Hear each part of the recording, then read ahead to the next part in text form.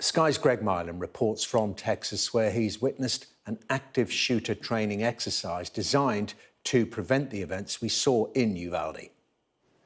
It is a sad reality in America that exercises like this in a mock classroom are so essential.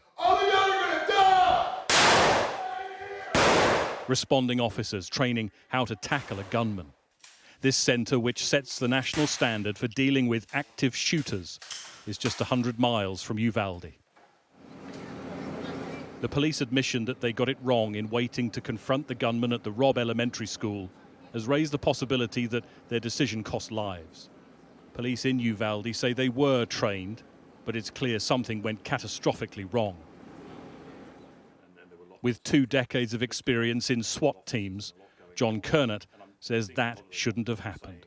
You've been in that situation. What do you think went wrong on Tuesday? I understand why it was difficult, what they were put into, the situation they were put into. But I understand that we know enough about these incidents that we should be training for stuff like this. The plan A doesn't work. What's the plan B, C, D? We have to have these capabilities. It's required of us. Winston Churchill once said, "Sometimes doing your best isn't good enough. Sometimes you must do what is required." I sense, as a country, that this is a watershed moment for a lot of people. Every single one of these is a watershed moment for us in this business. Every single one of these breaks our heart and chews up our soul just a little bit each time this happens. And we want to make sure that if we can't prevent them, we're darn sure going to respond to them to the best of our ability.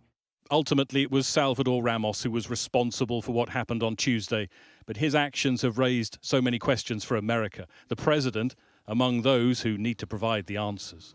As I speak, those parents are literally preparing to bury their children. In the United States of America, to bury their children. There's too much violence, too much fear, too much grief. Let's be clear. Evil came to that elementary school classroom in Texas. He'll travel to Texas to show support for the community of Uvalde and the families of those who died, to a small town now forever associated with an appalling act of violence and another moment of reckoning for this country. Greg Milam, Sky News, Texas.